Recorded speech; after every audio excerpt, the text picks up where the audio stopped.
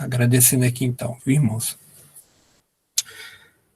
Nosso Deus, nosso Pai, Pai do nosso Senhor Jesus Cristo, queremos, Pai, te agradecer, te louvar por tão grande salvação e nos trazer a presença Tua, Pai, por intermédio do Teu Filho, e nesses momentos podemos aprender mais de Ti.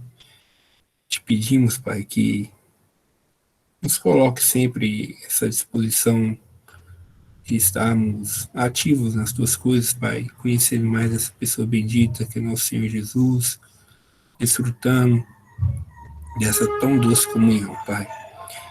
Por isso te louvamos, te agradecemos, Pai, e te pedimos, né, nesse momento, que possa nos ajudar a compreensão e também no caminhar, Pai, nosso dia a dia, enquanto aguardamos nosso Senhor.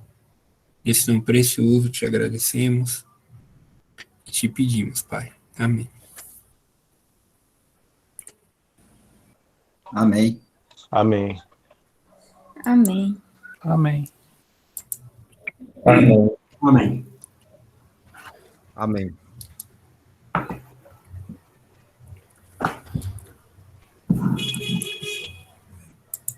Então, beleza, irmãos, eu vou continuar a leitura, né, e depois a gente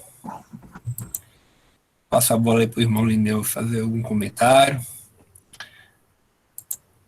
Vamos lá. O Wesley está aí também, Wesley? Sim, Madre. Boa noite. Boa noite. Tá certo. Vou continuar aqui, irmãos. O fato é que os mestres judaizantes que estavam perturbando os santos em Antioquia tinham saído de Jerusalém, versículo 24. Portanto, para evitar que a unidade prática entre as duas assembleias fosse rompida, os irmãos em Antioquia não queriam lidar com o problema de forma independente, mas preferiram levá-lo à sua origem. Isso mostra que a Escritura não apoia a ideia de assembleias agindo de maneira autônoma. Isso também nos ensina que, quando pessoas de uma determinada assembleia local visitam outra assembleia e agem erradamente ali, ao ponto de isso exigir correção ou disciplina, a assembleia não deve agir de forma independente, executando uma ação de ligar. Ela deve levar o assunto à assembleia de origem dos causadores do problema, para que esta possa lidar com a questão e assim a unidade do espírito possa ser mantida no vínculo da paz. Infelizmente, as dificuldades nem sempre são tratadas de maneira bíblica, o que acaba levando alguns a ficarem confusos quando surgem problemas. Eu vou ler aqui a nota de rodapé.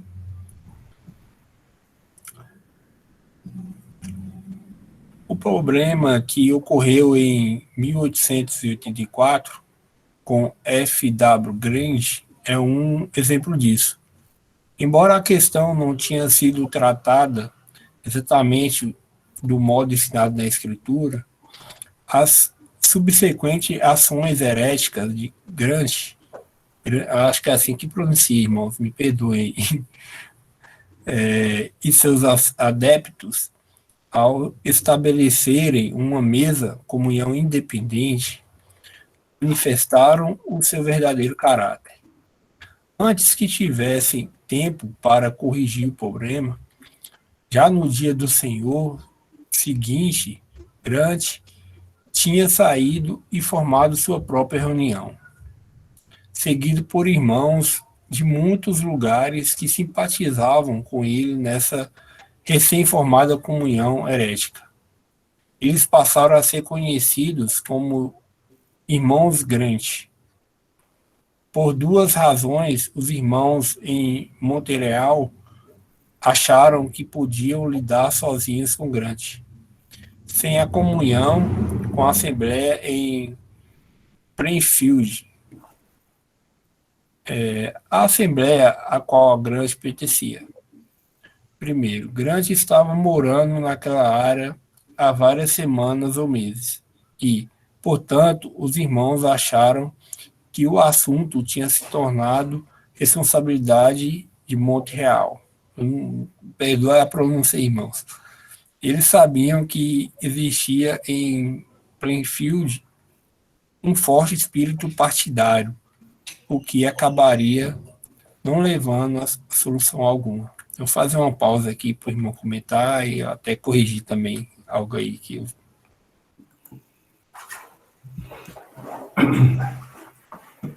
Ele está falando sobre o problema que aconteceu em Atos 15, né? Nós começamos a falar sobre isso,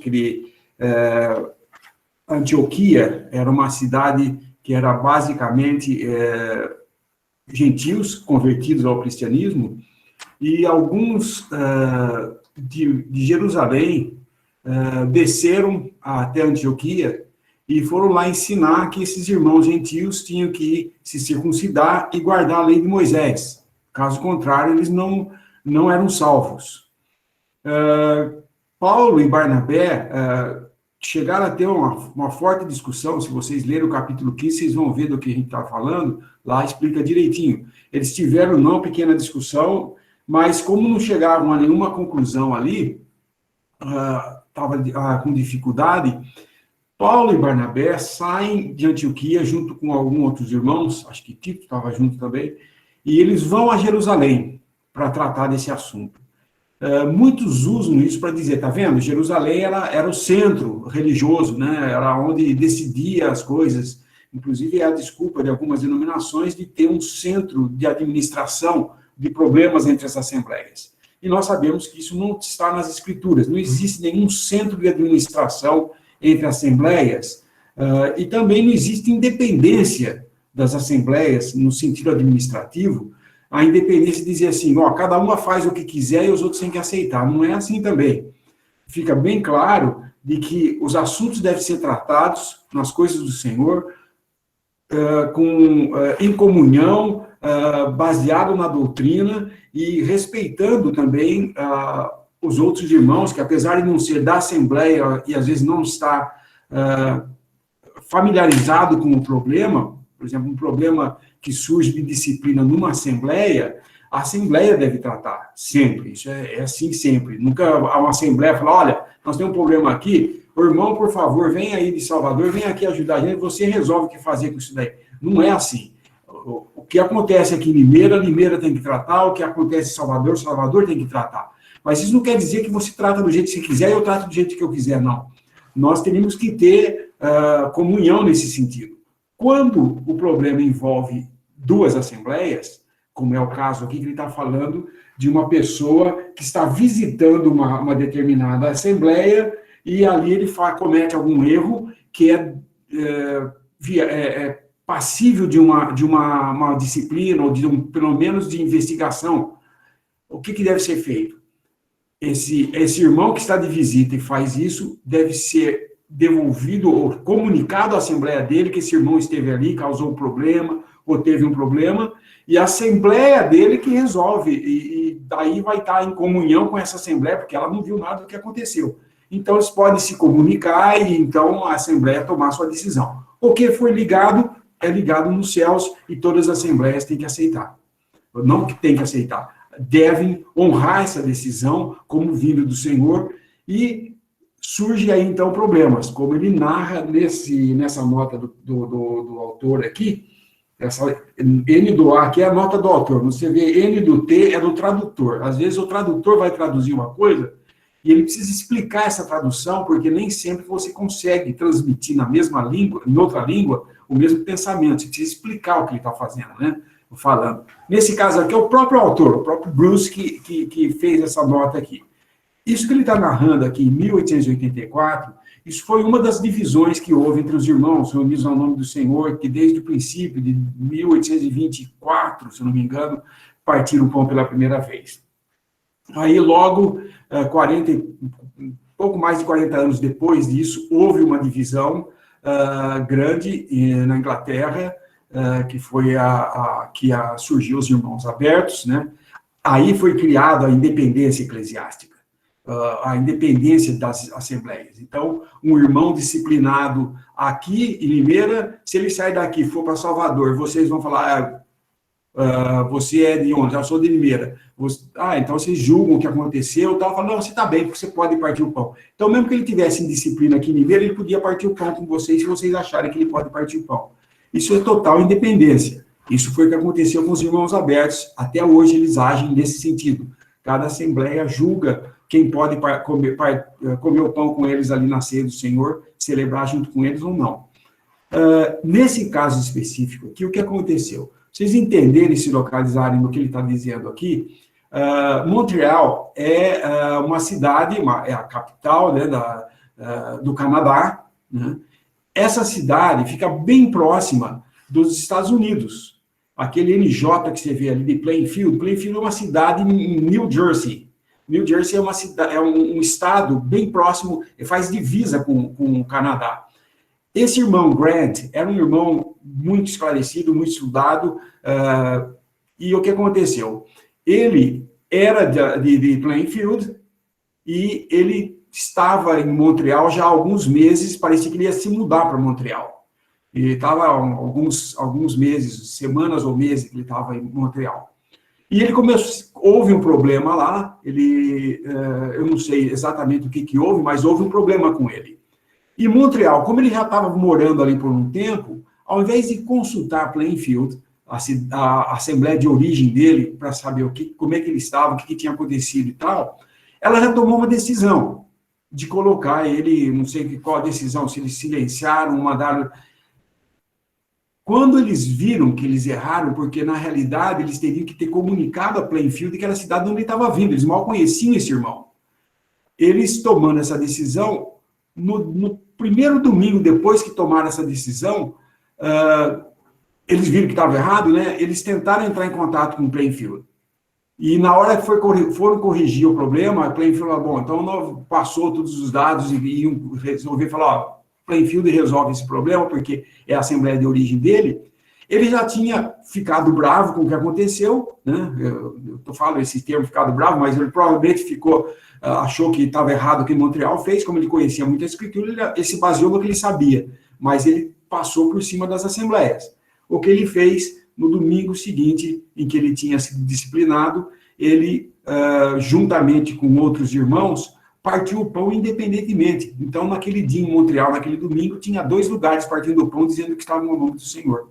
E isso foi uma divisão triste, porque muitas pessoas seguiram esse Grant e criou a divisão Grant. Essa divisão Grant aí é uma divisão, tinha uma quantidade significativa de pessoas daquela região ali, mas nessa divisão dividiu famílias e tudo mais.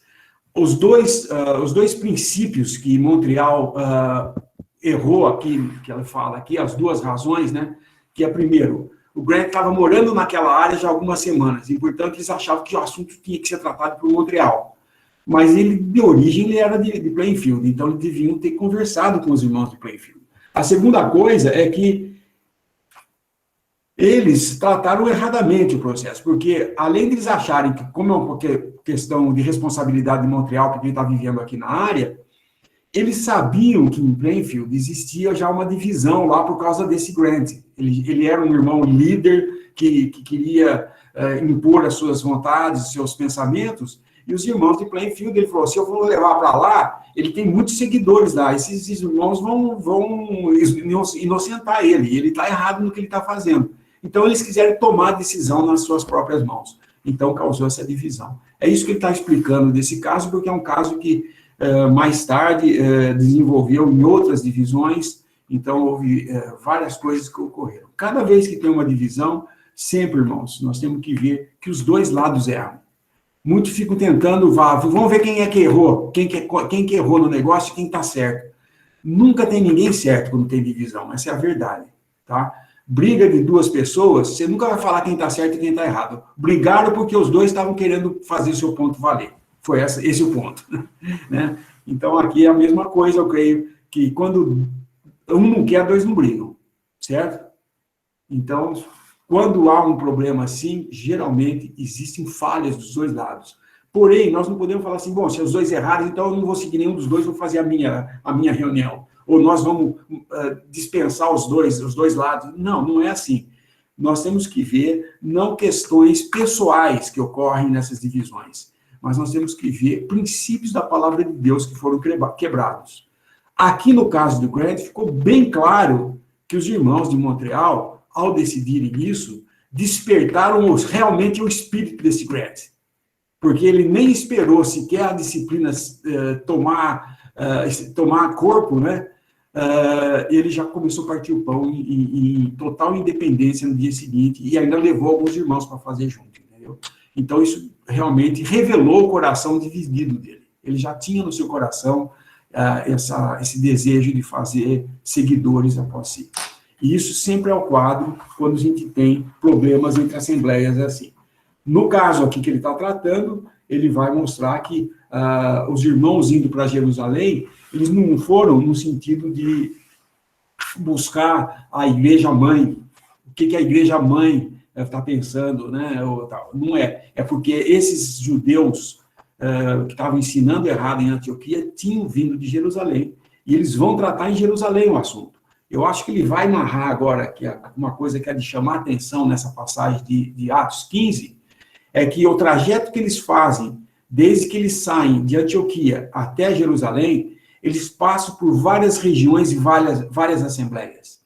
E quando eles chegam em Jerusalém, eles dão testemunho dessa viagem deles, e fica bem claro ali, eles não abriram a boca com qualquer assembleia a respeito do problema. Eles foram tratar do problema só lá em Jerusalém, que daí, entre os anciãos, eles falaram o que estava acontecendo, e aí houve a decisão a ser tomada.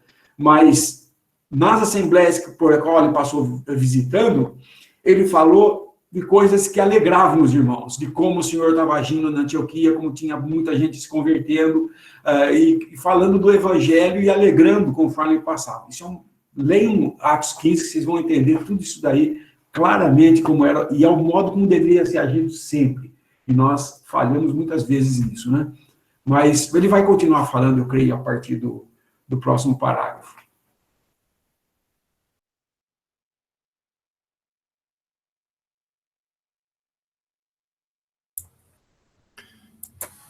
Tá certo. Eu vou continuar lendo aqui, então, irmãos.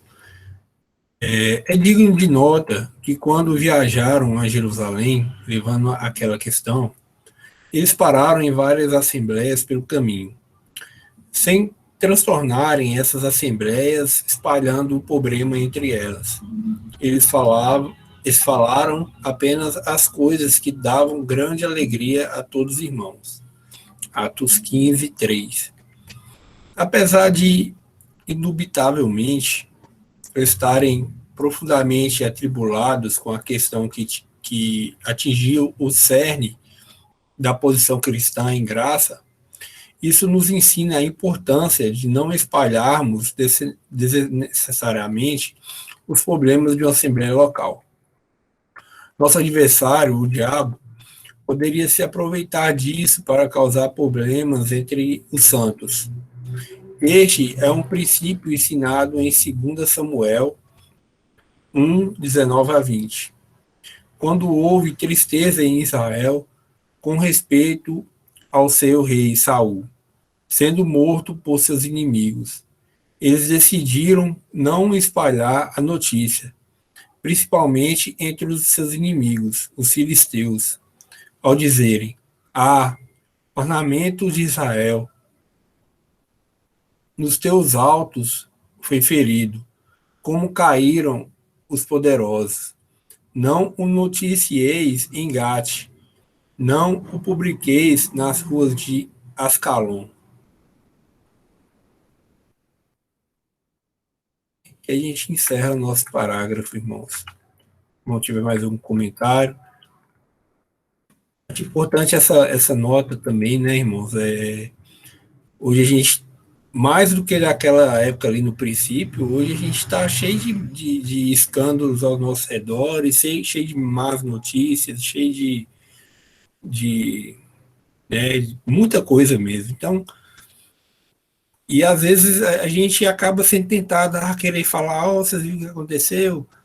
Não, é interessante a gente nos ocupar com o que é bom, com o nosso Senhor Jesus, com as coisas que trazem edificação, né? E não nos ocuparmos com o erro. O erro está aí, sempre vai estar, e a tendência é só aumentar, né? Infelizmente, que a gente possa tomar essa palavra aí, né?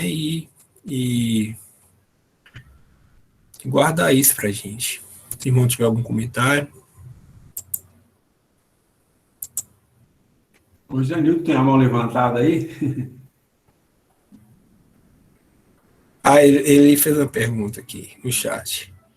Irmão Lineu, os movimentos heréticos, em geral, utilizavam-se da riqueza e do grande poder que a igreja possuía como argumento para criticá-la e obter seguidores para si, exemplo de crente. A doutrina da prosperidade, tão falada hoje nas denominações e que levam adoradores para si nessa questão, pode ser considerada algo também assim, ou seja, desvirtuamento da verdade, da verdadeira doutrina de Cristo?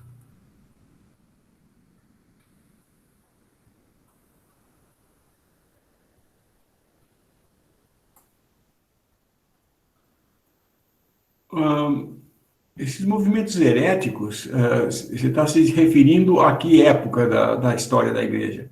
Porque poder da igreja, ela só foi possuir com a igreja católica, né? Porque antes a igreja foi perseguida, depois houve uma série de problemas, e ela vivia em perseguição, quando não era perseguição dos romanos e dos judeus, eram dos romanos, né? Quando não eram dos judeus, eles eram mortos em arenas e tudo mais. Esse período equivale em Efésios e a segunda Pérgamo, né, se eu não me engano. Mas das 7 igrejas é aquela história lá, né? Mas esse movimento que você vê agora de denominações levantando adoradores para si, com o negócio do evangelho da prosperidade aí, isso é coisa mais recente. Essa doutrina da prosperidade que eles pregam veio depois de todos esses movimentos pentecostais que começaram a ganhar mais corpo, em que começou a ter a ideia de que o dízimo tinha que ser dado, e aí começou-se a pegar dinheiro. O que Grant fez, ele de modo nenhum era um herético, ele foi apenas, ele causou um problema por causa de querer ser um líder e fazer a sua vontade valer, né? Mas eu não vou dizer que ele era um herético, se bem que mais tarde você vê na vida dessas pessoas que eles terminam ainda com má doutrina, porque sempre que vem, má doutrina sempre vem seguida de má prática também, né? Termina fazendo alguma coisa errada. O problema é quando você começa a desprezar os irmãos por causa do que você sabe e achar que sabe mais do que os outros. Entendeu? Aí você cria um sentimento de clero e leigo. Então, aquele irmão não sabe nada, eu sei tudo e vocês estão errados sem seguirem ele, tem que seguir a mim. Isso é o coração dividido, né?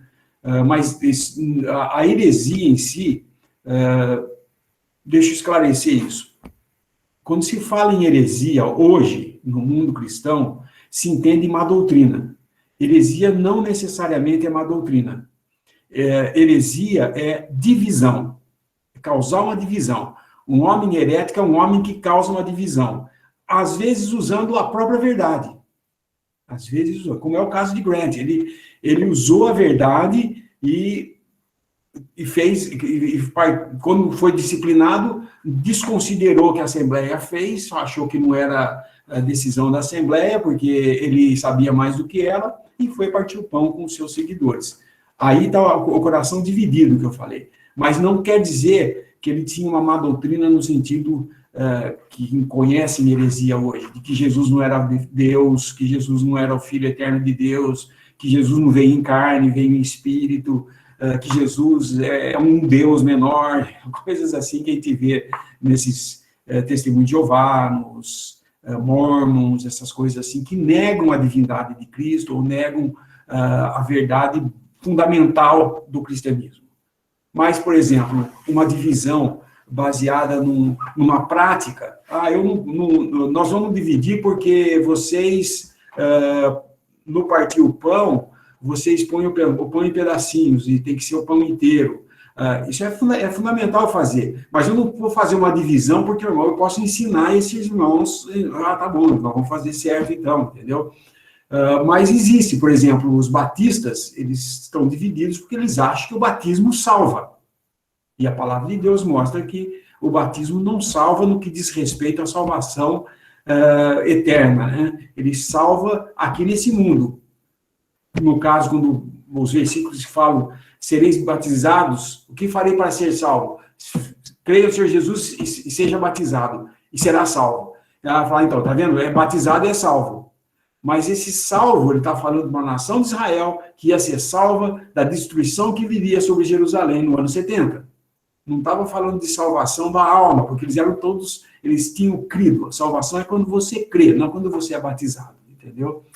Só para... Não sei se eu respondi a sua pergunta, Nilton, mas esse irmão não tinha má doutrina, no sentido de má doutrina, mas ele teve uma má prática.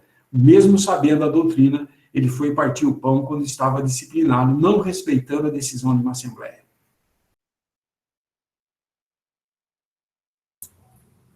Ele colocou mais uma questão aqui, irmão. Ele fala assim, mas se ele não perdoou a assembleia que errou, ele não inseriu nessa questão de desobediência?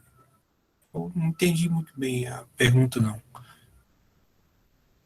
José... Ele não tem que perdoar nada, ele tinha que se submeter à decisão da assembleia.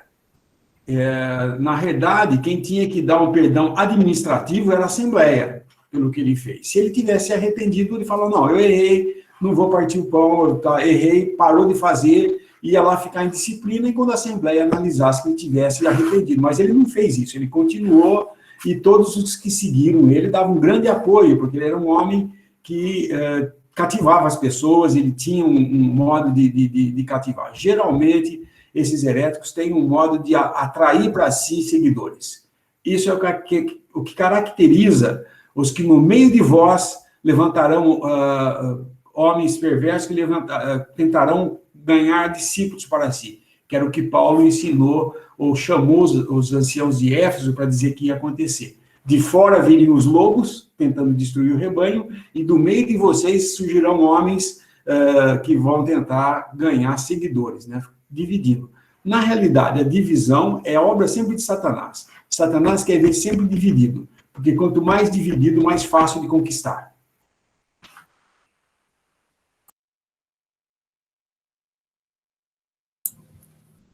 Ele agradeceu pela explicação.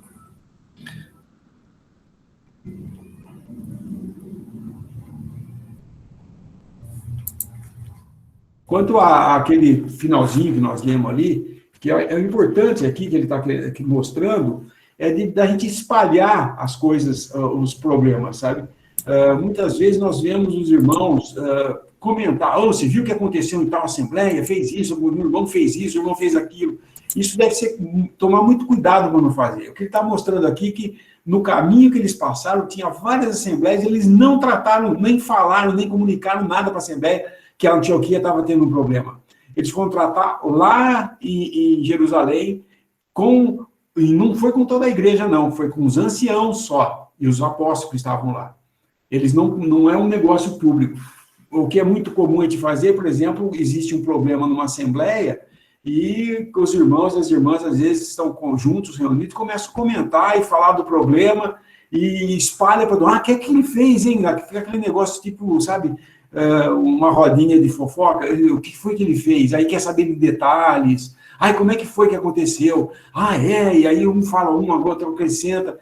Isso é o trabalho de Satanás, é criar opiniões, dissensões e tudo mais. A Assembleia, ela deve ter uma postura de quando ocorrer uma coisa assim, né, uma coisa que deve ser julgado, alguns irmãos que são espirituais vão, conversam, cuidando para que não caiam na mesma tentação, no mesmo problema, porque quem vai conversar não é mais espiritual, tem a mesma capacidade de fazer a mesma coisa que a pessoa que errou. Nós temos sempre ir com essa mente. Eu podia ter sido eu lá fazendo isso.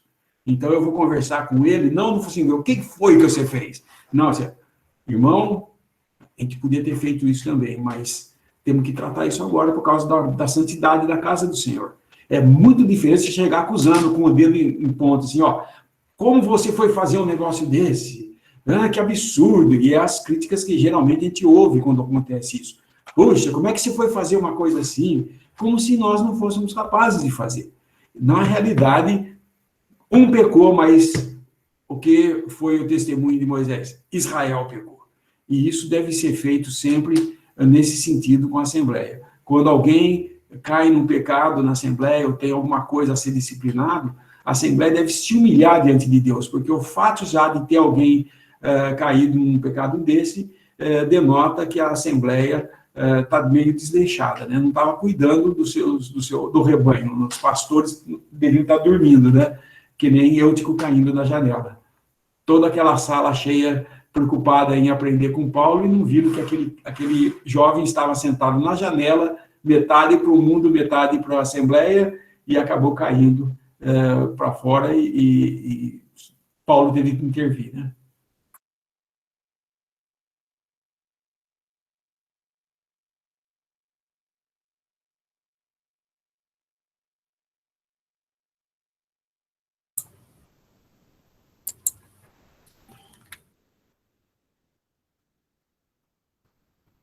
Fica uma exortação para todos nós, né, irmãos? O próximo capítulo, né, que a gente vai estudar agora é a ruína da cristandade e o testemunho remanescente. Acho que se não tiver nenhuma pergunta, a gente pode iniciar, né?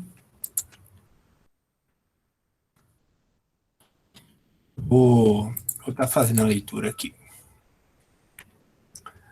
O crente aprende das Escrituras que o corpo de Cristo deve se expressar em uma unidade visível na Terra. Talvez venha a perguntar: como poderíamos praticar tal verdade hoje, quando a maioria dos cristãos provavelmente nem conheça tal coisa? E se conhecer, talvez nem esteja interessada em colocá-la em prática. É triste que exista um colapso tão terrível no testemunho cristão.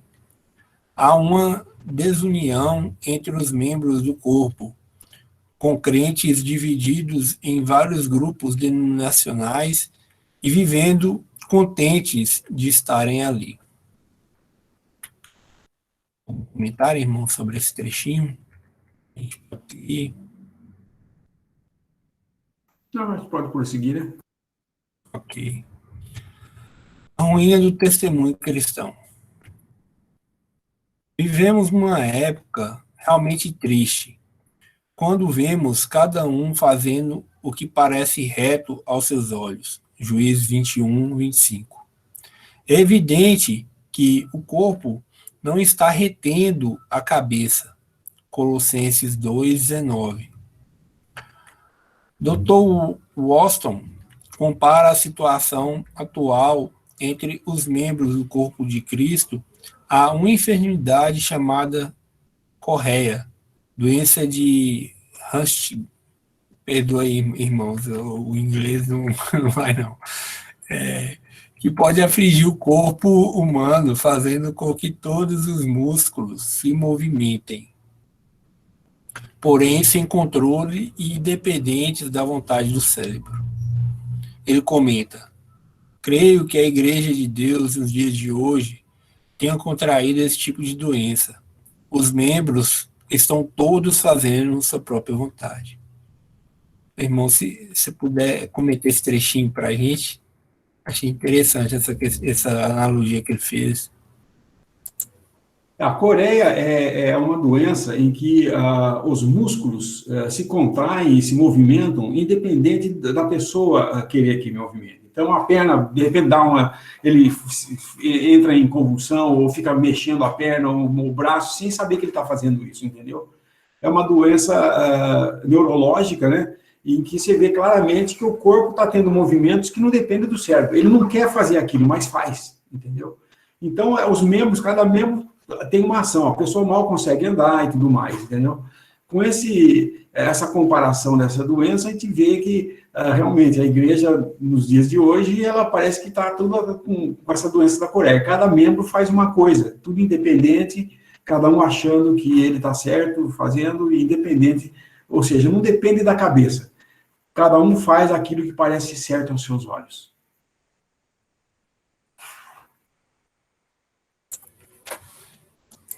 Muito triste isso, hein, irmão? Continuando aqui, tá, irmãos? No Novo Testamento, há 3 mulheres que ilustram o avanço da corrupção eclesiástica na igreja professa. A primeira mulher, em Mateus 13, que tomou o fermento e o introduziu em 3 medidas de farinha, até que toda a massa ficou levedada. Isso assinala a introdução na massa sem fermento dos cristãos, de alguns princípios e práticas corruptoras já nos primeiros dias da igreja. A segunda mulher, em Apocalipse 2:20, Jezabel, mulher que se diz profetiza, representa o desenvolvimento do mal sob o sistema católico na Idade Média. A terceira é a grande prostituta, em Apocalipse 17, que representa a falsa igreja em seu último estágio, após o Senhor ter tirado desse cenário os verdadeiros crentes no arrebatamento. A influência papal continua ali, mas ela terá atraído todas as outras denominações chamadas cristãs sobre o seu organizado poder corrupto. Também vemos naquele capítulo o fim da profissão cristã, tombando sob o juízo de Deus executado pelas mãos dos 10 reis que ela controlou durante a primeira metade dos 7 anos da tribulação. Aprendemos que nos últimos tempos da jornada da igreja na Terra haveria um grande abandono da fé que uma vez foi dada aos santos. Todas as segundas epístolas atestam esse abandono na profissão cristã. A segunda epístola à Assembleia de Éfeso descreve o abandono do primeiro amor, Apocalipse 2, de 1 a 7. A segunda epístola aos Tessalonicenses trata do abandono da esperança da vinda do Senhor. A segunda epístola de João aborda o abandono da doutrina de Cristo como algo muito sério. A segunda epístola de Pedro considera o abandono da piedade prática. A segunda epístola aos Coríntios trata do abandono da autoridade apostólica conforme encontrada na Escritura. Finalmente, a segunda epístola a Timóteo trata do abandono da ordem na casa de Deus. Algum comentário, irmão? A decadência da igreja, a gente vê que começa com uma evolução. Primeiro, o mal sendo permitido no meio. Uma das características do desvio da igreja, da sua função aqui na Terra, que era demonstrar ao mundo a unidade, né, o que era Cristo e o Pai, o que significava ele e o Pai serem um, assim como a igreja, com Cristo cabeça sendo um, ele o cabeça e o corpo aqui na Terra, nós representando, isso aí foi abandonado e começou pelo mal sendo permitido no meio, que ele fala da primeira mulher que naquela parábola ela junta um pouco de fermento à massa e levera toda a massa. Então, o mal, muitos perguntam, por que tem que julgar o mal? Nós não podemos ficar acusando as pessoas e julgar as pessoas. Não, entendo que uma assembleia nunca julga a pessoa, ela julga o pecado da pessoa. Ela julga aquilo que foi manifesto. Nenhuma assembleia pode julgar uma suposição. Eu acho que aquele irmão roubou um banco. Mas se não tem ninguém, se ele fala que não fez, e se não tem nenhuma prova de que ele fez, não existe nenhuma acusação, a polícia não bateu na porta acusando ele nem nada, a Assembleia não tem nada que fazer, falar, nós vamos colocar você fora de comunhão, porque eu acho que você está fazendo tal coisa. Isso não tem lógica, né, nas coisas do Senhor. A Assembleia não é uma democracia em que vai se votar, ou não é também, muito menos, um tribunal de julgamento em que a pessoa vai ter que convocar alguns irmãos para vir defendê-lo diante dos acusadores. Isso daí não é assim que funciona a igreja. Quando o mal é manifestado, a Assembleia tem que tomar uma decisão, ela tem que tomar uma atitude, ela tem que agir de acordo com a santidade que é devida à casa de Deus. Mas ela não vai agir maltratando a pessoa, dando penalidades para a pessoa, como assim, vai ter um castigo agora, não pode partir o pão por tantos dias, por tantas semanas. Isso daí é penalidade de governo humano, né? Na realidade, a Assembleia ela tem que julgar o pecado da seguinte maneira: nós erramos, nos humilhamos perante Deus, e o irmão, por meio de quem esse mal entrou, ele deve ser colocado fora até que haja arrependimento, e com isso nós nos limpamos do mal que entrou no nosso meio, sabendo que podia ter sido qualquer um de nós que tivesse trazido isso. Então, em humildade você faz isso. Fazendo assim, havendo arrependimento, porque toda disciplina tem como objetivo a restauração da pessoa, não o se livrar da pessoa. O que a lei hoje faz? Ela pega o acusado de algum crime e o coloca na cadeia, apenas tantos anos de cadeia. Ele isola da sociedade porque ele está causando dano para a sociedade. Mas a sociedade continua a mesma coisa. Na realidade, na Assembleia, o modo de se fazer uma disciplina nesse sentido é a Assembleia falar, nós somos capazes de fazer isso também. Ele tem que ser colocado fora para que o mundo, porque nós somos um testemunho para o mundo saiba que nós estamos tratando do pecado. A partir do momento que a Assembleia para de tratar do pecado e permite o pecado no meio, é conivente com ele, aí Deus tem que entrar em ação. Ele tem que agir no seu governo, vir com a disciplina governamental. O que eu estou dizendo com isso? É Coríntios, 1 Coríntios. Tinha lá um homem, no capítulo 5 fala dele, tinha um homem, Paulo ouviu contarem para ele, várias pessoas, aliás, não foi como fofoca, ele soube porque já era um fato conhecido de todos, que aquele homem dormia com a madrasta, e ninguém fazia nada. Ninguém achava errado isso, estava vivendo com ele como tudo normal. E Paulo fala, não, vocês têm que colocar fora o fermento. E eles têm que fazer isso. Quando eles fazem isso, essa pessoa se arrepende, e em capítulo 2, em 2 Coríntios, ele é restaurado. Então, a função de restauração é nesse sentido. A Assembleia toda teve que se colocar num lugar de humilhação para fazer isso. E reconhecer que eles também falharam. E, então, seria mais ou menos isso que nós temos que entender. A Assembleia, a primeira coisa que ocorreu na decadência foi quando o mal foi permitido no meio sem julgamento. Tá? Aí vieram os outros males, né, de negação da divindade de Cristo, mal doutrinal, mal eclesiástico e tudo mais. A segunda mulher de Apocalipse é a Jezabel, que é uma mulher que se diz profetiza, que além de se anunciar como uma profetisa, ela, no Antigo Testamento, ela fez com que ela era uma rainha, né? Ela era casada com um rei, e esse rei, ela fez com que ela decidia as coisas e ele assinava como se fosse ela, como se ele assinava como se fosse ele fazendo as leis, mas é ela que fazia tudo. Então ela começou E primeiro ela começou a introduzir a idolatria, a adorar Baal, e aí ela começou a perseguir os profetas e a matar os profetas. Era do tempo de Elias.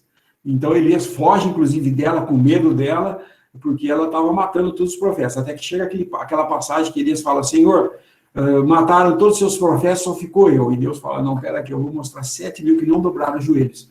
Essa era Jezabel que estava fazendo isso, né? Então, ela introduziu o catolicismo, que era um sistema que começou a dominar o mundo.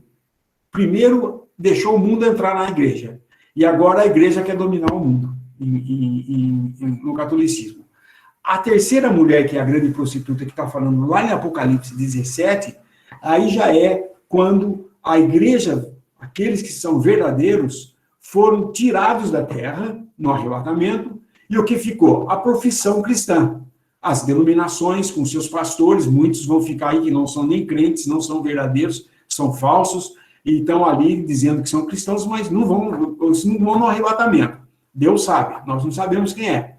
Mas, por exemplo, vocês entenderem, é muito comum nós vermos essas denominações, muitas delas, falando que essa grande prostituta é o catolicismo, né?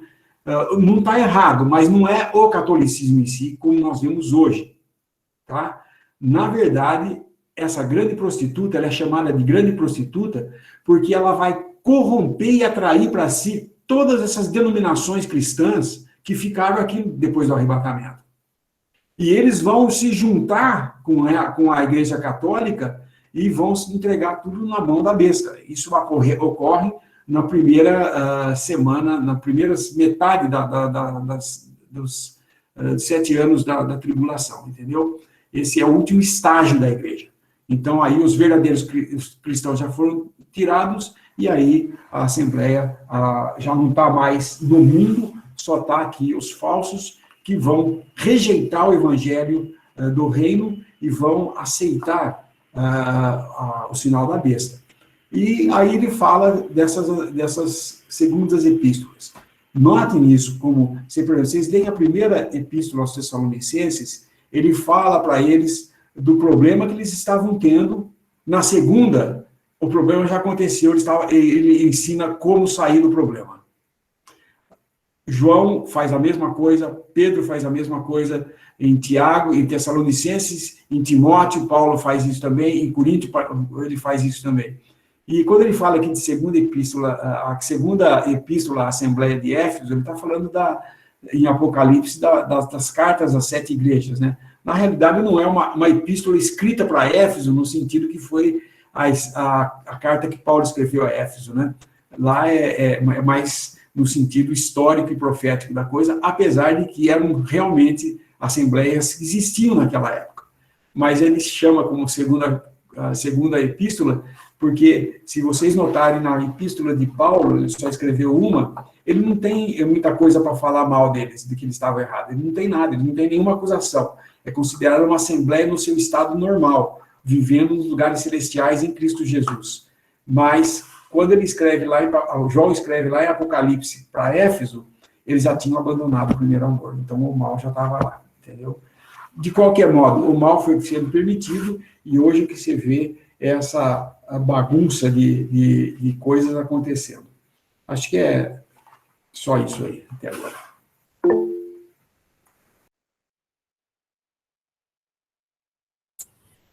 José Newton levantou a mãozinha, já fez a pergunta.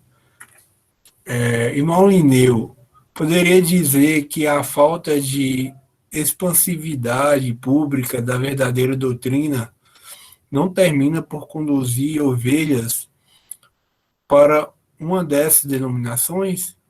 Meu exemplo, eu já não aguentava mais ouvir tantas distorções e contaminações dessas doutrinas de interesses. Eu só fui conhecer os irmãos após a leitura dos textos denominados desigrejados, pois consideram Mário um desigrejado. Então passei a ver vídeos e escrevi para o Mário Persona e saber como ele funcionava com os irmãos, e estou aqui. Não obstante, existem vários grupos com a denominação desigrejados em todo o mundo.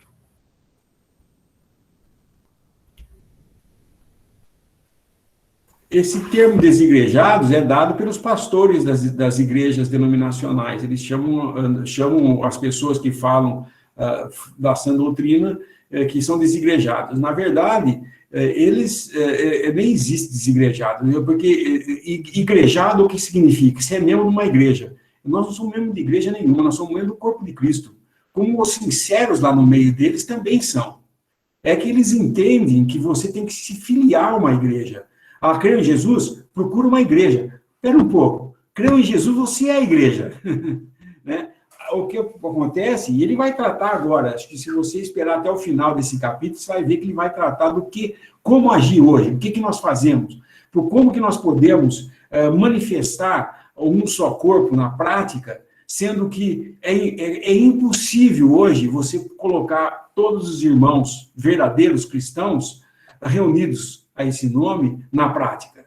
Nós sabemos disso. Como nós lemos no comecinho aqui, veja o primeiro parágrafo. É triste, o segundo parágrafo desse texto fala, é triste que exista um colapso tão terrível no testemunho cristão. Há uma desunião entre os membros do corpo, com crentes divididos em vários grupos denominacionais e vivendo contentes de estarem ali. Esse é o problema. Alguns descontentes ainda saem, vão buscar essa doutrina e tal, e isso não tem mérito nenhum, nem para você, nem para mim, que uma vez fiz isso também, nem para nenhum dos irmãos.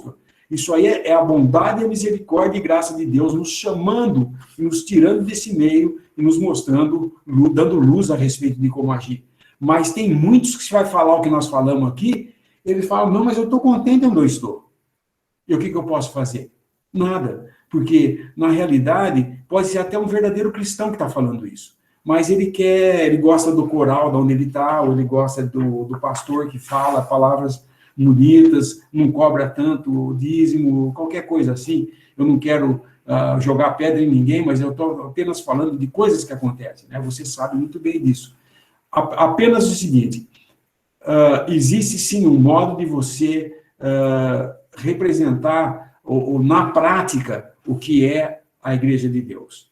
Quanto ao Mário, o Mário, na realidade, ele tem com esses sites, do modo como ele comunica, ele tem muitas pessoas que o seguem, muitos nem entram em contato como você entrou e tal. Mas eu não quero que você entenda, de modo nenhum, que o Mário é o realizador dos pensamentos, ou que é o que organizou qualquer coisa, porque não é, entendeu? Ele mesmo fala que não é, e não é mesmo, eu atesto que não é. Porque o Mário veio a reunir conosco como você veio. Ouviu da verdade, foi atrás e ouviu e entendeu, e pela graça de Deus está ouvindo. E se está reunido ao nome do Senhor, em comunhão com os irmãos, parte o pão e lembra da morte do Senhor, como ele pediu que fizéssemos, né?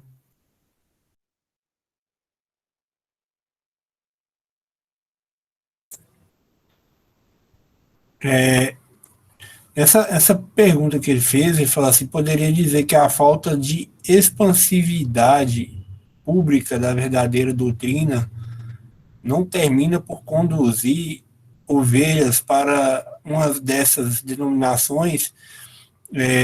Só um ponto aqui que, pelo que eu entendi, irmão, eu acho que, assim, não é a falta de, não só a falta da doutrina verdadeira, né? Mas o principal é que o mal que entrou e expandiu. Não foi a doutrina, ela sempre esteve aí. E o problema foi que o mal entrou e não foi julgado e expandiu. E é isso que levou à divisão e que leva, infelizmente, isso aí que a gente está vendo hoje. Infelizmente é isso. Não sei se... Nós temos que entender que nós não podemos nunca pensar que um dia nós vamos consertar a igreja e devolver ao estado inicial dela. Nós não vamos fazer isso, porque não é nunca o que o Senhor quer. Mais à frente ele vai tratar disso quando ele falar das 7 cartas às igrejas, em que mostra claramente que as 3 primeiras igrejas, ele fala de um jeito, nas outras igrejas, nas 4 últimas, ele fala de um modo diferente, mostrando que não tem caminho de volta para o erro da igreja, para o caminho que ela tomou. O caminho que ela tomou é um caminho sem volta, que nem Israel. Deus tratou com Israel como um todo, até que chegou a um ponto que Israel não podia mais continuar junto. Quando estava para 10 tribos se separar, o rei de Judá quis ir lá e convencer os 10 a não se dividirem e lutar contra eles para continuar juntos. A resposta de Deus foi: não, porque isso é obra minha. Ora, parece uma incongruência, parece até um paradoxo de falar assim, espera um pouco, mas não foi Deus que chamou para Israel ser um só? Como é que agora ele está falando para Judá, não faça isso porque isso é trabalho meu, eles vão se dividir mesmo? É Deus que causa divisão? Não, é o homem que causa divisão.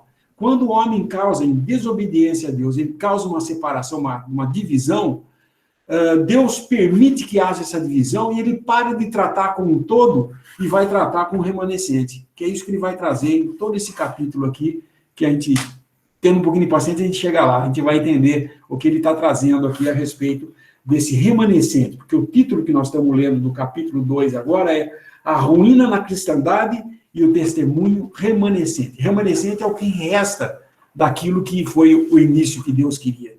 Foi, aos poucos, se deturpando até ficar numa coisa que nem Israel. Aquele Israel que atravessou o Mar Vermelho como um todo, chega na cruz do Calvário como um todo, nega o seu Messias. Só falar uma coisa assim para os irmãos, né, que a gente sabe que a gente está vivendo hoje no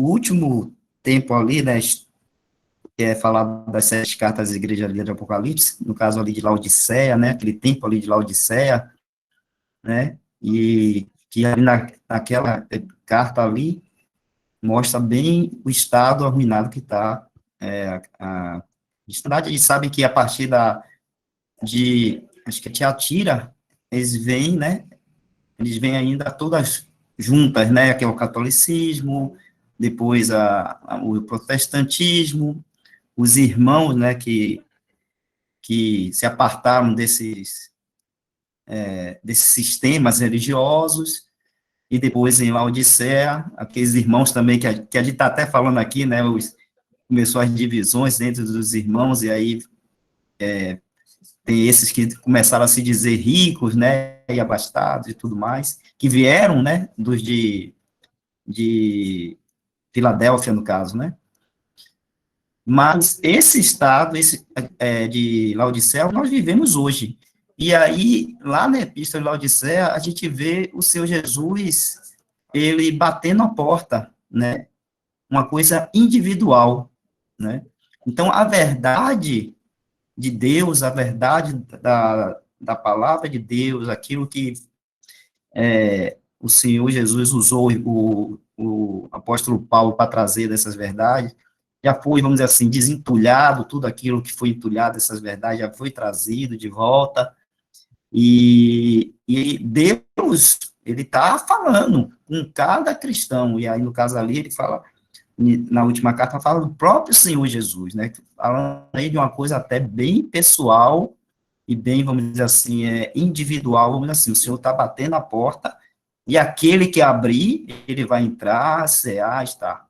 Então, isso nos fala hoje para nós, né, que cada cristão, assim, cada cristão, ele tem a responsabilidade diante de Deus, né, e o Senhor, eu creio que ele bate a porta de cada um daqueles que são seus, aqueles que são os verdadeiros, né, porque a gente sabe que no meio aí tem o joio, e esse joio, a verdade que é anunciada para eles é a verdade da salvação em Cristo Jesus. Se eles estão rejeitando a Cristo, né, não tem mais o que fazer por eles, né, porque estão rejeitando a própria verdade, a luz, né, mas aqueles que, mesmo estando no sistema e creem no Senhor Jesus, que é aí o trigo, que são os verdadeiros, mas estão aí, né, envolvidos ainda nesses sistemas, o Senhor Jesus está individualmente chamando e bater na porta para que ele abra e tenha essa comunhão, né? A pessoa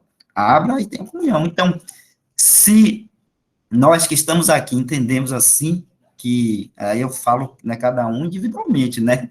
Eu não posso estar falando pelos outros, mas cada um está entendendo que está conhecendo essas verdades, entendendo que o Senhor Jesus está revelando para cada um, né? Então, cada um tem que tomar, vamos dizer assim, dar a resposta àquilo que o Senhor Jesus está, vamos dizer assim, lhe oferecendo, lhe mostrando, lhe chamando para fazer, né? Então, a gente sabe que a palavra fala lá que a gente deve apartar da iniquidade, sair a ele fora do arraial, levando vitupério, essas coisas todas, né? Então, e isso aí vai ser individual, né? A gente, claro que a gente fica com nossos corações assim, que a gente às vezes tem irmãos queridos, até mesmo os parentes próximos, pai, mãe, irmãos de sangue e tudo, e que continuam no sistema, às vezes até o filho e tudo mais, mas a gente vai orando, colocando a mão de Deus, do Senhor, que Ele sabe de todas as coisas, e a gente sabe que o Senhor cuida de cada um daqueles que são seus. Ele cuida, né? Então, a nossa parte é continuar em oração e pedindo ao Senhor que seja lá cuidando deles.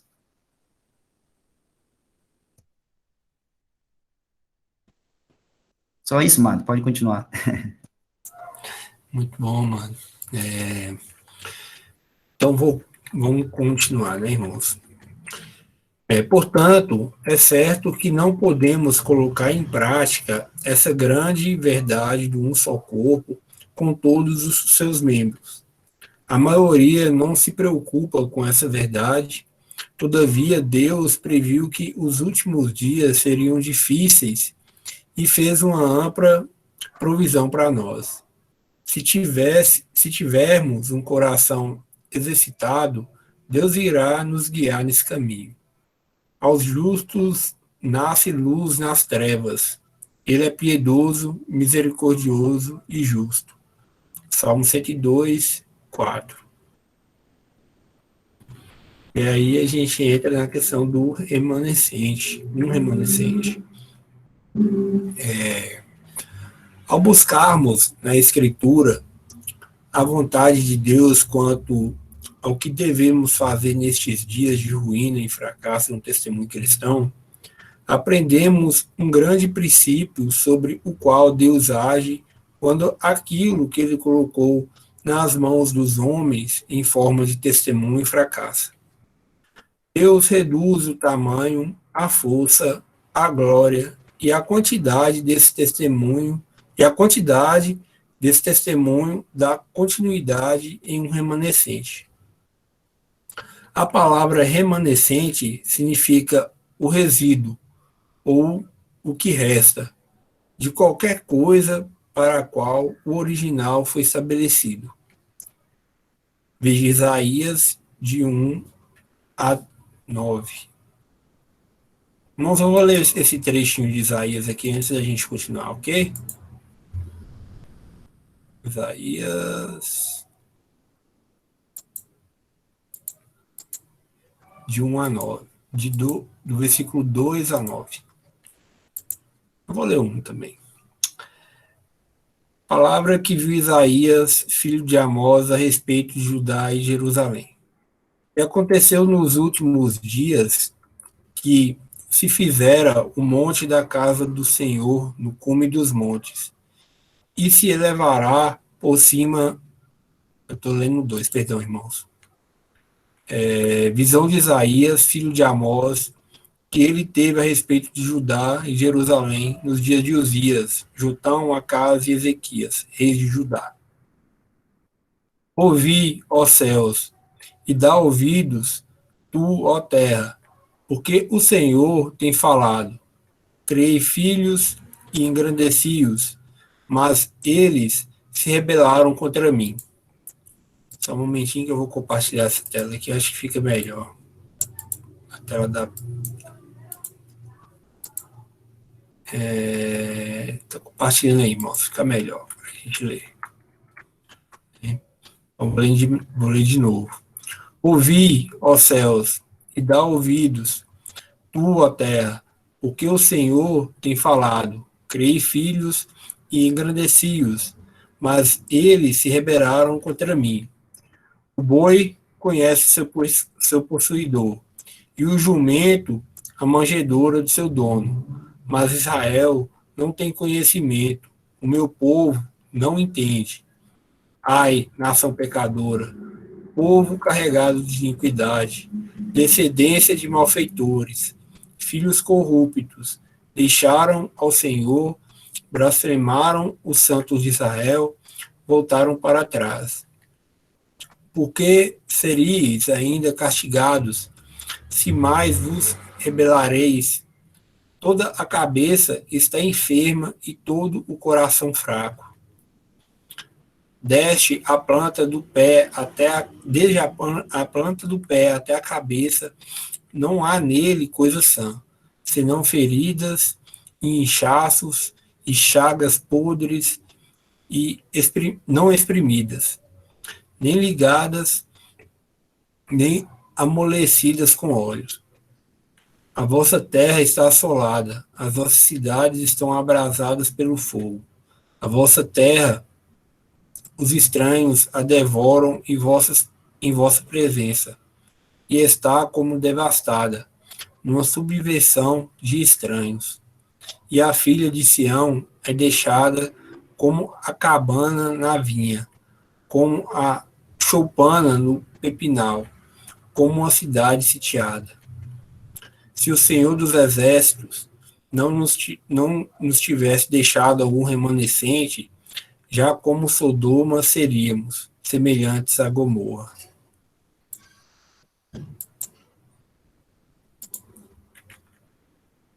Se não quiser fazer algum comentário sobre esse trechinho,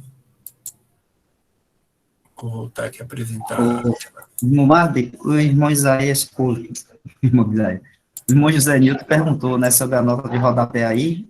Se eu não me engano, a nota de rodapé aí estava mostrando que esse trecho aí do significado do remanescente foi tirado de um paper, né, de W. Trotter, não é isso? Isso aí, ó. É um livro de Trotter. Isso.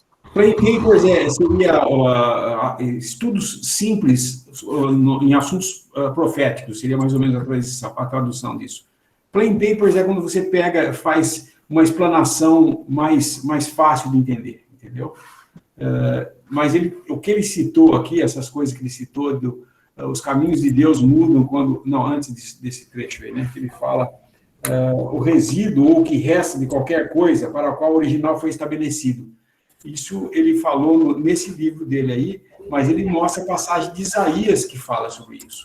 Com tudo que Israel estava fazendo errado, no final, no versículo 9, é que é a característica, né? Deus vai diminuindo a força e o poder até chegar a tratar só com o remanescente, porque o resto não tem jeito. Por mais que você queira disciplinar, mais rebeldes eles ficavam. Então ele falou, não tem mais o que fazer com esse Israel. Então ele vai diminuindo e trata só com o remanescente. É o que ele faz na igreja. Eles foram dividindo, fazendo, que hoje, o que Deus faz? Como o irmão falou, por que não é difundido mais isso aí? Não é por falta de difundir, é porque eles não querem ouvir. Eles não querem. Você vai falar dessa verdade aqui, eles sabem que você é desigrejado, que você é rebelde, que você é herético. Falam tudo isso porque eles estão contentes lá. Eles estão contentes em dar o dízimo, em achar que dando o dízimo vai receber em dobro, em que o pastor é uma coisa necessária, ele está lá, só ele falando, ninguém vai falar. O Espírito Santo não tem nenhum poder na reunião de assembleia, né? Porque o homem tomou o lugar do Espírito Santo. E essas coisas que nós vemos nas denominações. Eles não querem ouvir. Tem uns que falam, já tivemos pessoas, teve um que veio na reunião, ele sentava lá, e depois de um tempo ainda, ele falou assim, olha, irmãos, eu digo para você, aqui está a verdade, aqui isso aqui é a verdade, é como deveriam ser todos, mas eu gosto muito de música bem tocada, e lá onde eu estou, a igreja lá tem um coral muito bonito. E foi por causa do coral, entendeu? Não falou, não, eu sei que aqui é, mas lá é bonita a música. Então, o homem está contente com isso. O que você vai fazer? Agora, Deus vai tratando, esses vão continuar aqui no mundo, e Deus vai tratando com o remanescente. pega um José Newton aí, pega um Lineu ali, pega um Marden ali, e vai juntando, e é um testemunho fraco, porque nós não somos a Filadélfia, mas nós vivemos no espírito de Filadélfia, né? Não negamos o seu nome, sabemos que somos fracos, não somos como a Laodiceia, que é o que vem depois, né? Que a Laodiceia é a igreja que se acha rica, abastada e não precisa de mais nada. E não sabe que o Senhor está próximo a vomitá-la da sua boca. Né? Porque ele já não aguenta mais. E ele está do lado de fora, como o irmão falou. Então, Deus está tratando hoje com um remanescente pequeno. Não é quantidade. Deus nunca se interessou com quantidade. Preste atenção nos evangelhos, toda vez que vai falar, não só no evangelho, em Atos também, e também em algumas cartas, quando falo disso, nunca dá um número de irmãos que se converteram. Naquele dia se converteram 3.265 pessoas, não fala isso. Quase 3.000, em torno de 120 subiram no cenáculo, quase 5.000 almas, ou um pouco mais de 5.000 almas. Nunca é preciso, porque Deus não está querendo saber de números, gente. Deus está querendo saber dos verdadeiros, ele busca adoradores, ele não busca número. E ele não está interessado em ter um número expressivo de pessoas seguindo ele. Ele queria que todos os homens fossem salvos, mas ele sabe que isso não vai acontecer. Ele mesmo falou. Paulo fala que quer que todos sejam salvos, mas a fé não é de todos.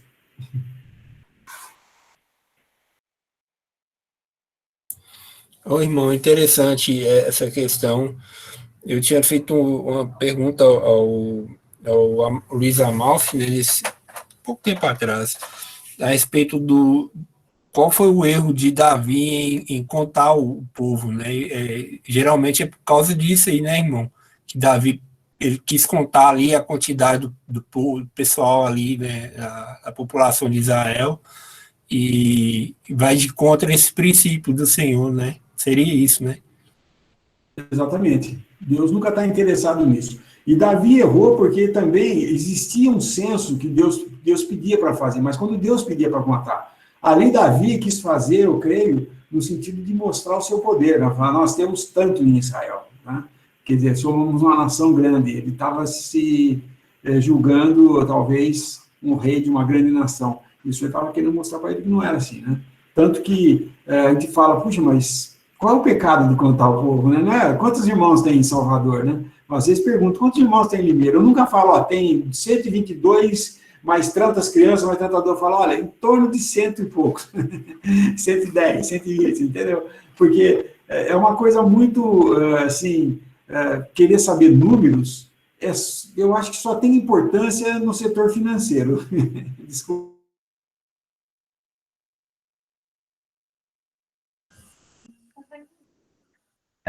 Só na conta bancária, né, irmão?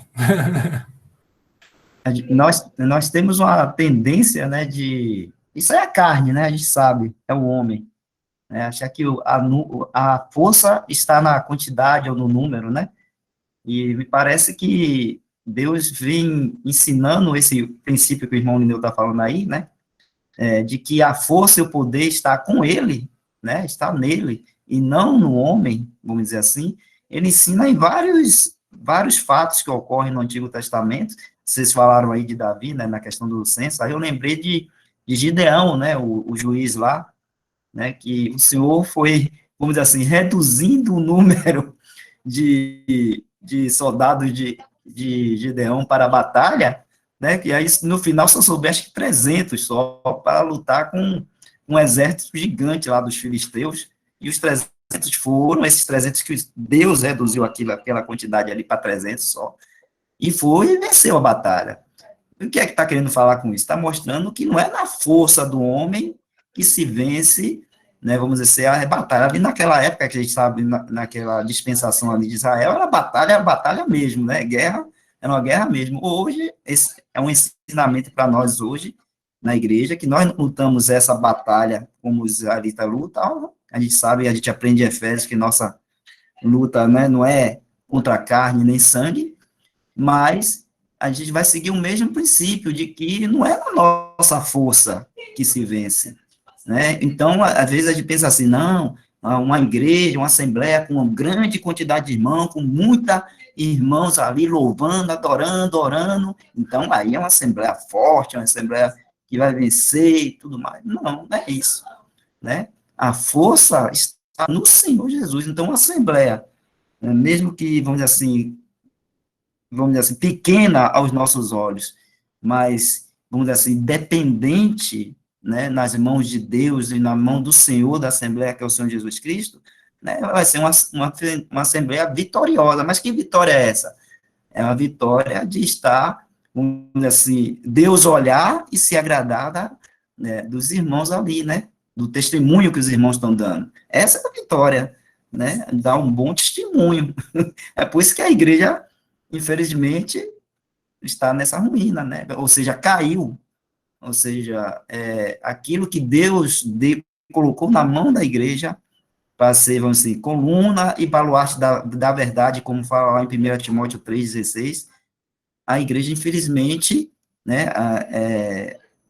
deixou, vamos dizer assim, a peteca cair, não soube, não correspondeu àquilo que Deus colocou nas suas mãos, a responsabilidade, né, de ser esse testemunho da verdade, do quê? De um só corpo, né, e de outras tantas verdades que foi trazida ali pelo o apóstolo Paulo para nós, ali pela igreja no princípio, e ela simplesmente não se manteve nessas verdades, nesses princípios. Então, isso aí, vamos dizer assim, é um estado arruinado e que é como se tivesse perdido, mas a gente sabe que a vitória ainda está com o Senhor Jesus. E a época que a gente está falando dos remanescentes, né, o Senhor sempre ele tem, vamos dizer assim, tudo sob o controle dele, né? Então, mesmo para a gente vivendo esses momentos de ruína e tudo mais, nos falado na palavra que isso aconteceria. Então, ele nos dá como proceder nesses, vamos dizer assim, momentos que nós vivemos aqui. Então, se cada um vai e vive segundo o que a palavra nos ensina, de como nós devemos viver nesses momentos, então está tendo aí, vamos dizer assim, a vitória. Então, não precisa ser uma multidão de irmãos, ou com uma grande quantidade de irmãos e tal, e aquela coisa toda, mas sim, vivendo segundo os princípios que Deus deu para a sua igreja viver aqui. Né? É isso aí. Então, quantidade, né, nas coisas de Deus não diz muito, né? Não vai dizer muito. Na verdade, não diz nada, né? O Senhor pode usar apenas um para poder fazer grandes coisas. Só isso aí.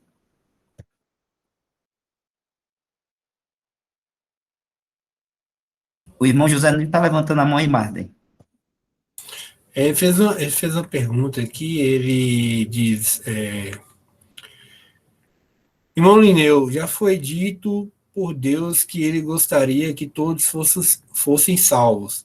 Os remanescentes podem ser considerados ou ligados à parábola da semeadura, ou seja, só um terço das sementes jogadas serão aproveitadas?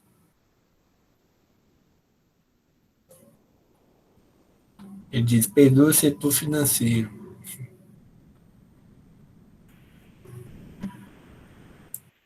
A parábola da semeadura é isso que o semeador saiu a semear. Ele está falando do que cada um faz com a semente, né? E qual é o efeito da semente em cada um.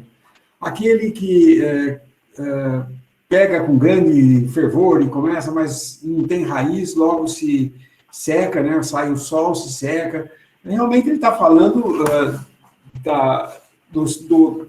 do Senhor anunciando o Evangelho, e aqueles que serão salvos são aqueles que realmente a semente encontra um solo fértil ali e vai. Isso é soberania de Deus, né? Nós sabemos que o Senhor, ele não quer que nenhum se perca, antes que todos sejam salvos. Mas nós vamos ver mais à frente, ele vai tratar a respeito disso. Eu creio que na hora que for falar dos caminhos de Deus com o remanescente de Israel, ele vai mostrar que os propósitos e desejos de Deus são uma coisa, e os caminhos de Deus são outra. Se nós continuarmos na leitura, que vocês vão ver que nesse próximo parágrafo, depois dessa citação de Isaías aí, ele fala do princípio que nós temos que aprender. O caminho de Deus muda quando aquilo que Deus estabeleceu, ou deixou, entregou ao homem, o homem falha, Deus trata de um modo diferente. O caminho como Deus trata muda, mas o princípio continua o mesmo. Não é porque o homem falhou e Deus tem que tratar de um modo diferente que ele vai usar um princípio diferente. É o mesmo princípio, só que com um grupo menor, porque o resto falhou, entendeu? Mas tudo depende da soberania de Deus e a responsabilidade do homem, né?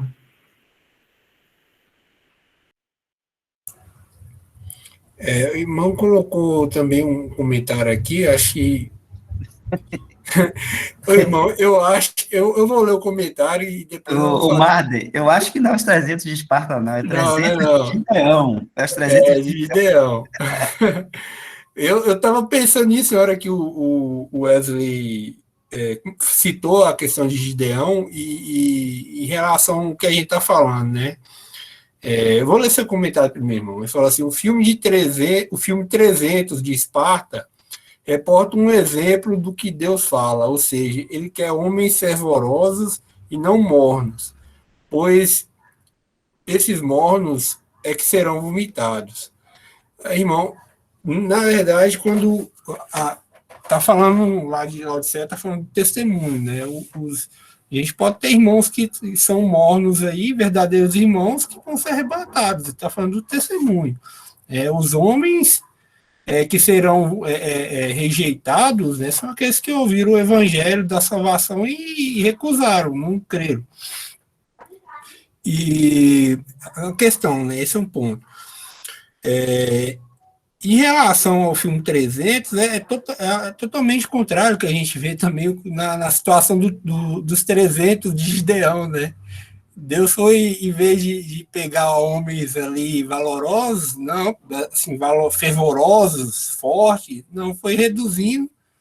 Ele queria mostrar o poder dele, não o poder do homem, né? E o mundo hoje não conhece essa história, né? Essa história do poder de Deus. Ninguém... É difícil ver alguém falando sobre esse episódio da palavra, né? Teve esses 300 ali, que Deus reduziu o exército, deixou só os 300, e esse exército venceu. Pela força deles? Não, pelo poder de Deus. No filme de Esparta é totalmente diferente. São 300 homens ali, né, os melhores guerreiros da Grécia, e o mundo hoje exalta esse episódio, mas qual que é o resultado? No final todos morreram, os 300 morreram. A Grécia foi tomada e não teve louvor nenhum para eles, né? E um homem louva isso, né? Você vê que o mundo conhece a história dos 300 de Esparta, mas não conhece os 300 de Gideão, né? Infelizmente é isso, mano. Sabe por que não? Porque os 300 de Gideão mostra que o poder é de Deus, porque eles venceram uma batalha sem puxar uma espada. A arma deles era um pote e uma tocha de fogo. E quando eles vieram, o pessoal ficou tão apavorado que eles começaram a matar uns aos outros e puxaram a espada e começaram a tirar, bater um no outro e sair em debandada e acabaram morrendo.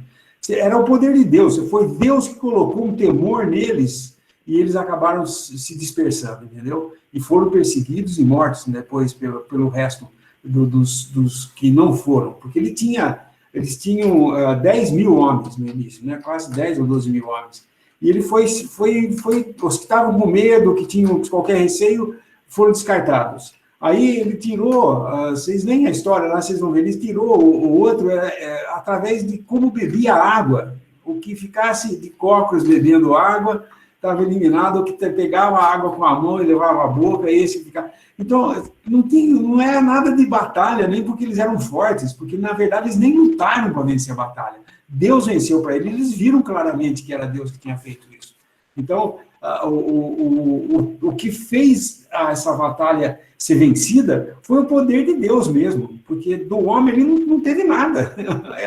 Era um grupo de 300 homens que estavam fazendo aquilo que mandava fazer, mas foram escolhidos por critérios, nada de critério de batalha, ou de poder, ou de bravura, ou de patriotismo. Não teve nada disso aí. Era como beber água. Se beber de um jeito, vai. Se não beber daquele jeito, não vai. Seria que é só Deus mesmo, né? Não tem jeito. Então, essa história não é conhecida porque enaltece a Deus e não ao homem, né? E o mundo gosta de histórias em que o homem seja valorizado. Veja todos os filmes, aliás, nem veja, sabe? Eu falo, não perca tempo assistindo o filme, principalmente em Hollywood, porque os filmes deles é só para no final mostrar que o homem, sim, tem algum valor. Não podemos perder a esperança na humanidade. Essa é a tônica de todo filme vindo lá daqueles filmes lá de cinema de Hollywood. É tudo assim.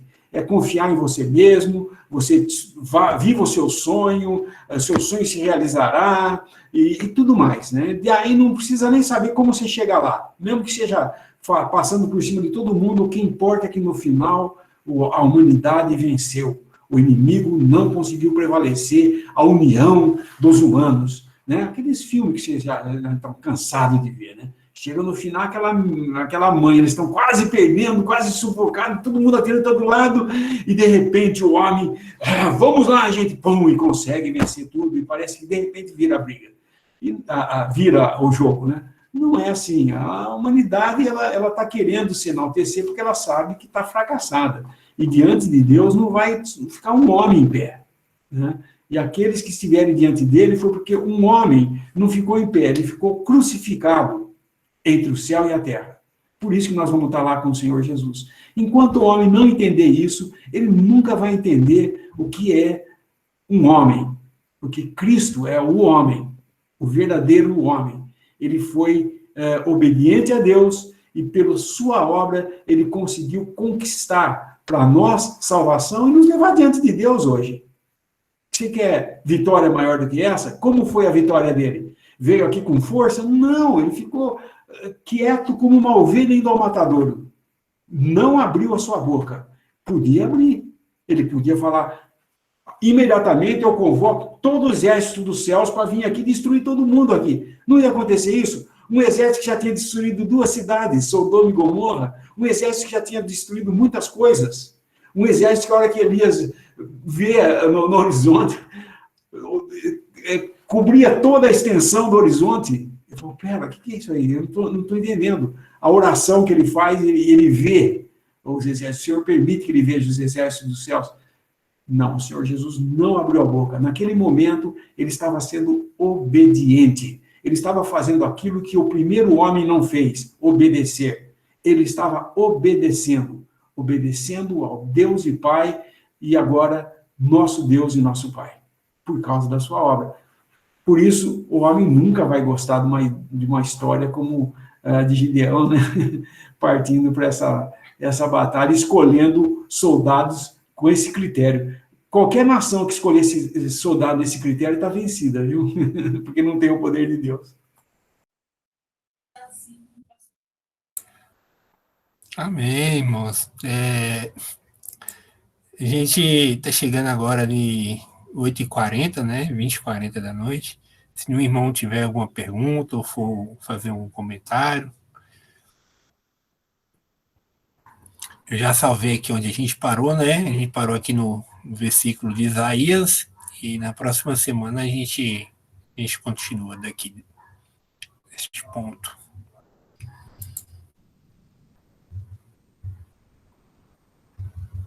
Hoje durmo melhor, o José Nilton comentou aqui. Tá certo, mano. Então, irmãos, como não tem mais nenhuma dúvida, né? Você poderia estar agradecendo para nós aí, irmão? Por favor, Lineu. Vamos dar graça, então? Nosso bendito Deus e Pai de nosso Senhor Jesus Cristo, nosso Deus e nosso Pai, nós agradecemos por esse grande amor, enviando o teu Filho a esse mundo para cumprir uma obra